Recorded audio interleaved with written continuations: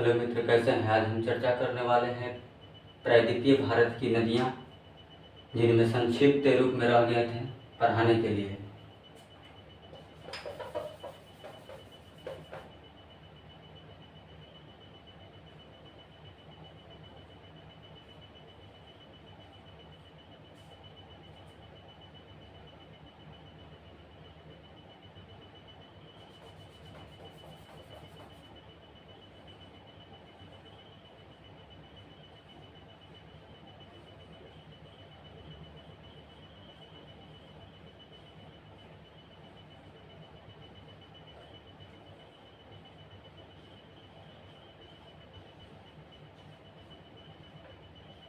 इस प्रकार से है।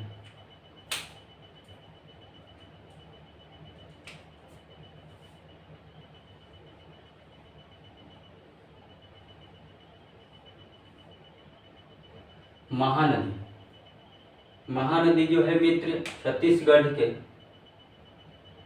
अमरकंटक पहाड़ी के पास से निकलती है। निकलने के बाद उड़ीसा के रास्ते होते हुए अपनी पूरब की ओर संपूर्ण जलधारा का जो है मित्र, ये बंगाल की खाड़ी में अपनी जलधारा को प्रवाहित कर देती है। इनके दाहिने ओर से प्रवेश करने वाली नदी जो है मित्र निम्न प्रकार है, जिनका नाम है शिवनाथ, जो महानदी के दाहिने ओर से प्रवेश कर रही है, और बाईं ओर से प्रवेश करने वाली नदियाँ महानदी में लोंग नदी, जोंक नदी और तेल नदी, जो महानदी के बाईं ओर से प्रवेश कर रही है। अर्थात महानदी जो हुआ मित्र मेन रिवर हुआ। बड़ी नदियाँ में छोटी छोटी नदियाँ सहायक के रूप में प्रवेश कर रही है। ये मेन रिवर हुआ महानदी। आपके पास एक और नदी है जो प्रायद्वीपीय भारत की नदी है, जो निकल रही है पश्चिमी तट से, अर्थात महाराष्ट्र से निकल रही है, मध्य प्रदेश से, जो त्र्यंबकेश्वर पहाड़ी से निकल रही है गोदावरी नदी महाराष्ट्र से, महाराष्ट्र और छत्तीसगढ़ है, आंध्र प्रदेश के रास्ते होते हुए गोदावरी नदी बंगाल की खाड़ी में पहुंचती है। पहुंचने के बाद बंगाल की खाड़ी में यह पूरब की ओर प्रवाहित होती है और अपनी संपूर्ण जलधारा को बंगाल की खाड़ी में प्रवाहित कर देती है। इस प्रकार से गोदावरी नदी की सहायक नदियां हैं वर्धा, पेनगंगा, वैनगंगा, मंजीरा, और एक और नदी है गोदावरी नदी की सहायक नदी जो निम्न प्रकार है इंद्रावती।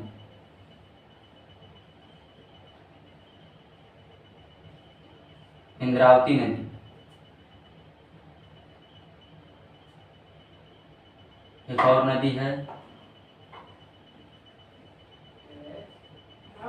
अमरावती नदी, जो गोदावरी नदी की सहायक नदी है।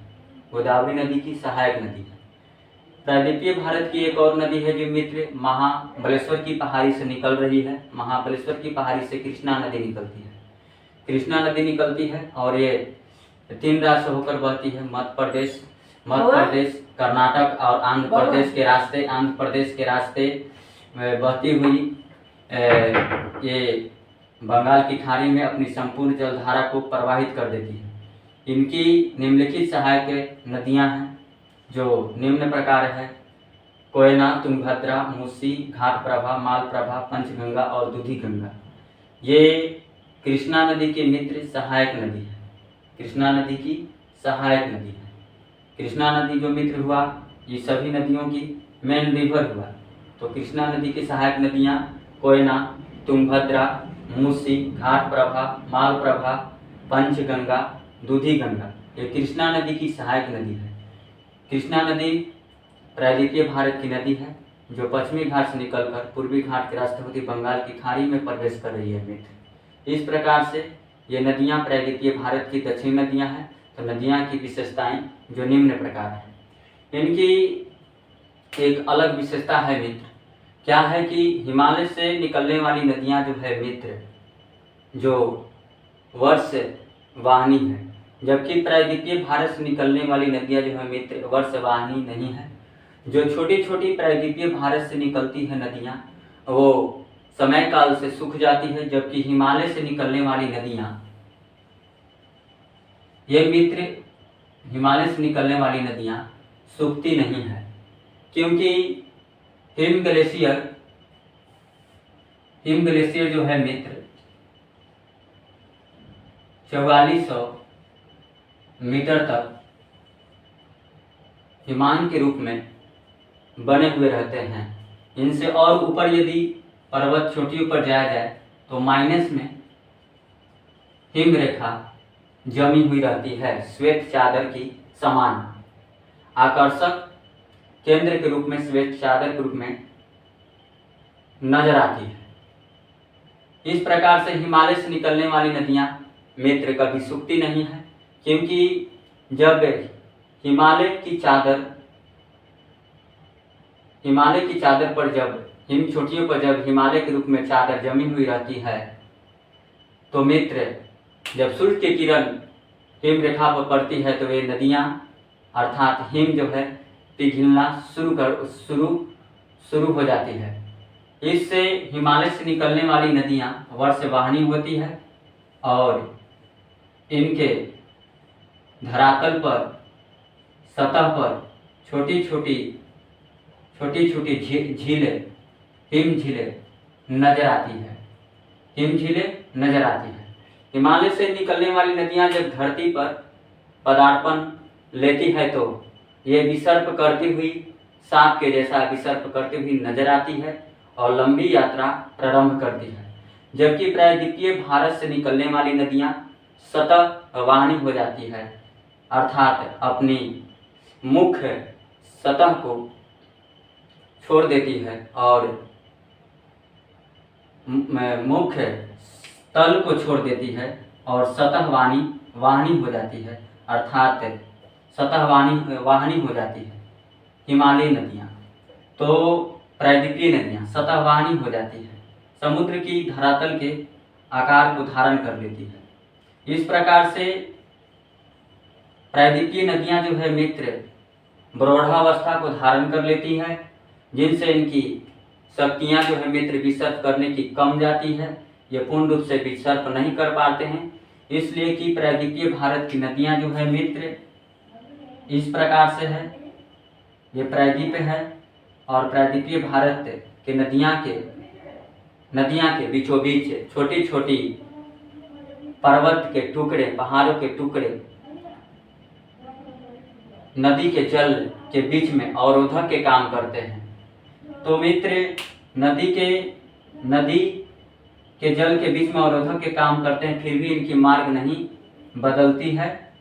ये जल जिधर ढालू होता है उधर ये विसर्प करने लगते हैं, अर्थात ये भुजंग की समान उतना विसर्प नहीं करते हैं।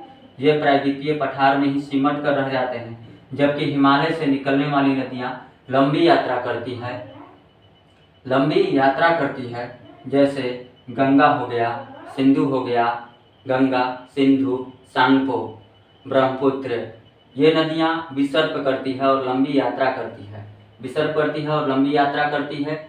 तो हिमालय से निकलने वाली नदियाँ कभी मार्ग भी बदल देती हैं, जैसे कोसी नदी हुआ, ये मार्ग बदल देती है। मान लेते हैं कोसी नदी अक्सर मार्ग बदल देती है। कोसी नदी मान लिया जाए कि पूर्व की दिशा में यात्रा कर रही है, अचानक वो दक्षिण की ओर मुड़ जाएगी। तो हिमालय से निकलने वाली नदियाँ जो है मित्र मार्ग बदलने वाली नदियाँ हैं। प्रायद्वीपीय भारत से निकलने वाली नदियाँ जो है मित्र मार्ग नहीं बदलती हैं। ये मौसमी नदियाँ हैं जो प्राकृतिक आर्द्रता पर निर्भर करती है। प्रायद्वीपीय नदियाँ जो है मित्र दक्षिणी और पश्चिमी मानसून ऋतुओं पर आश्रित होती है। तो दक्षिण पश्चिम मानसून से पश्चिमी तट अर्थात कर्नाटक और केरल के तट पर वर्षा करती है और यहाँ भारत के पूर्वी तट अर्थात आंध्र प्रदेश में उत्तर पूर्वी मानसून से आने वाली आर्द्र हवाएं जब पूर्वी तट से अर्थात आंध्र प्रदेश के तट से टकराती है तो यहाँ पर शीतकाल में वर्षा आंध्र प्रदेश में घनाघोर रूप में होती है। मानसून मित्र जून में प्रवेश कर जाती है और 22 जुलाई तक भारत के 20 जुलाई और 22 जुलाई तक भारत के धीरे धीरे संपूर्ण राज्य में प्रवेश कर जाती है। इस प्रकार से दक्षिण पश्चिम मानसून जो अरब सागर से ये गीली आर्द्र हवाएं जब पर्वत से टकराती है तो केरल और कर्नाटक के तट पर घनाघोर वर्षा करती है और बंगाल के खाड़ी से आने वाली हवाएं जब उत्तर पूर्व से आती है तो आंध्र प्रदेश के तट से टकरा